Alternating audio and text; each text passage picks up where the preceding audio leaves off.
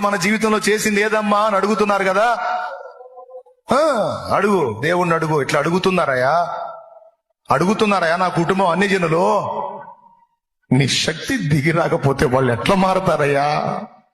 నీ శక్తి చూపించకపోతే వాళ్ళు ఎట్లా మారతారు ప్రభువా? నా పక్షంగా కదలవయ్యా, నువ్వు కదలకపోతే వాళ్ళు ఎట్లా మారతారయ్యా? ఎగతాళి చేస్తున్నారు కదా ప్రభు వాళ్ళు. నువ్వు తెగ ప్రార్థనలు చేస్తున్నావుగా, తెగ మొర్ర పెడుతున్నావుగా, తెగ చేస్తున్నావు. ఏది నీ దేవుడు అని అడుగుతున్నారు. దేవా, నీ శక్తి కావాలయ్యా, నీ శక్తి రావాలయ్యా, ఒరిజినల్ గా రావాలయ్యా.